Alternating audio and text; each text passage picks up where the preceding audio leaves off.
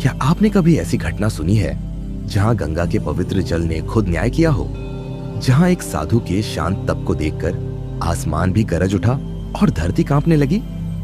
ये कहानी है प्रयागराज के महाकुंभ की, जहां एक साधु को गंगा में स्नान करने से रोका गया और फिर हुआ कुछ ऐसा जिसने हर किसी को स्तब्ध कर दिया।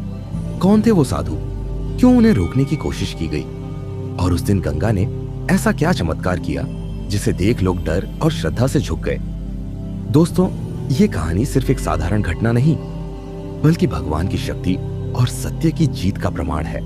तो बने रहिए हमारे साथ, क्योंकि आगे जो आप सुनने वाले हैं वो आपको सोचने पर मजबूर कर देगा। महाकुंभ के समय लाखों श्रद्धालु गंगा स्नान के लिए आते हैं। इस दौरान एक साधु जो वर्षों से कठोर तपस्या कर रहे थे, भी स्नान के लिए पहुंचे। साधु का जीवन बहुत ही सरल था।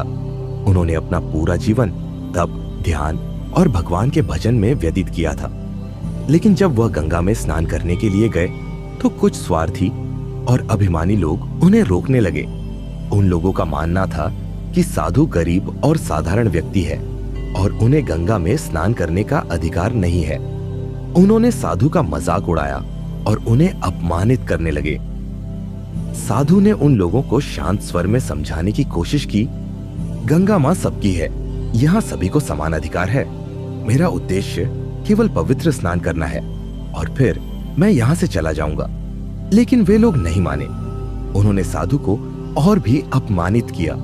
साधु ने अपनी आंखें बंद कर ली और भगवान का ध्यान करना शुरू कर दिया।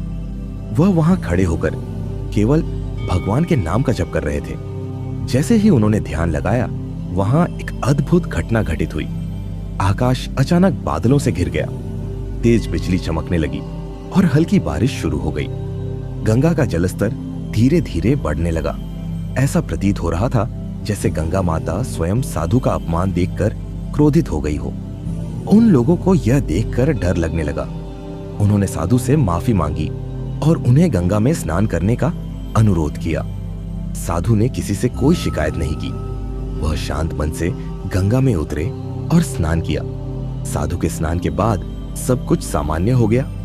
बादल छंट गए, बारिश रुक गई और गंगा का जल भी शांत हो गया। वहां उपस्थित लोगों ने महसूस किया कि साधु कोई साधारण व्यक्ति नहीं थे। उन्होंने यह भी समझा कि गंगा सभी की माता है और किसी को उसके जल से वंचित करना गलत है। यह कहानी हमें सिखाती है कि भगवान और प्रकृति के सामने सभी समान हैं। किसी को उसके धर्म, जाति या स्थिति के आधार पर अपमानित करना गलत है। इस घटना ने लोगों के दिलों में साधु के प्रति गहरी श्रद्धा जगा दी। ये कहानी आज भी महाकुंभ में गंगा के महत्व और उसकी पवित्रता का प्रतीक मानी जाती है। ये कहानी न केवल अध्यात्म से जुड़ी है, बल्कि इसमें एक गहरा संदेश भी छिपा है।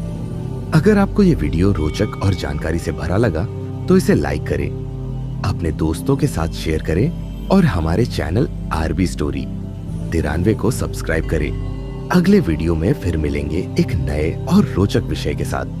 तब तक के लिए नमस्कार।